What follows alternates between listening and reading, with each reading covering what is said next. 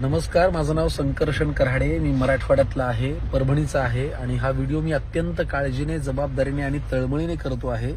मी गेल्या काही दिवसांमध्ये बातम्यामध्ये आणि व्हॉट्सअपवरती येणाऱ्या व्हिडिओजमध्ये मराठवाड्यातली पूर परिस्थिती पाहतो आहे. ज्या पद्धतीने उभ्या राहिलेल्या पिकांमध्ये कमरे एवढं पाणी शिरलेलं आहे, त्याच्यामध्ये सोयाबीन, कापूस, बऱ्याच प्रकारची पिकं आहेत. सगळी म्हणजे वाया गेलेली आहेत. शेतकरी हातातोंडाशी आलेला घास शेतकऱ्याचा गेलेला आहे आणि हे फार फार फार क्लेशदायक आहे. आता मी मुंबईत राहून तिथे येऊन तर काही मदत नाही करू शकत, म्हणून मी आज सकाळी परभणीच्या माझ्या जिल्हाधिकारी साहेबांशी बोललो, कलेक्टर साहेबांशी, आणि त्यांनीही तात्काळ तत्परतेने मला एक नंबर दिला.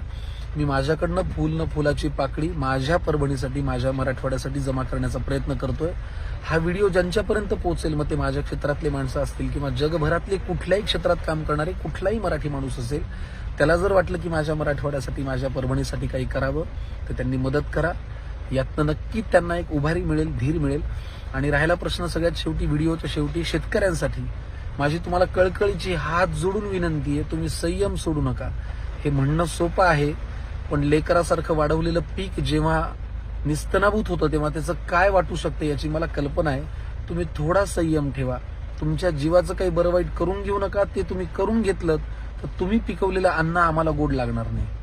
हे तळमळीने आमचं सांगणं तुम्ही लक्षात ठेवा. तुम्ही थोडा संयम ठेवा, सगळं चांगलं होईल. बांधावर बसा, पडणाऱ्या पाण्याकडे बघा. पुढच्या वर्षी हेच पाणी तुम्हाला साथ देईल, त्रास देणार नाही. हा माझा शब्द तुम्ही लक्षात ठेवा. थोडा धीर धरा. आणि ज्यांच्यापर्यंत हा व्हिडिओ पोहोचेल त्यांनी खाली कलेक्टर साहेबांनी जबाबदारीने दिलेल्या या नंबरवरती, अकाउंट नंबरवरती तुमची मदत पाठवा. मी माझ्याकडनं थोडी पाठवतोय. माझा मराठवाडा, माझी परभणी, माझी तळमळ आहे. सगळं छान होईल, काही काळजी करू नका. आम्ही आहोत तुमच्या पाठीशी. जगात जर्मनी, भारतात परभणी.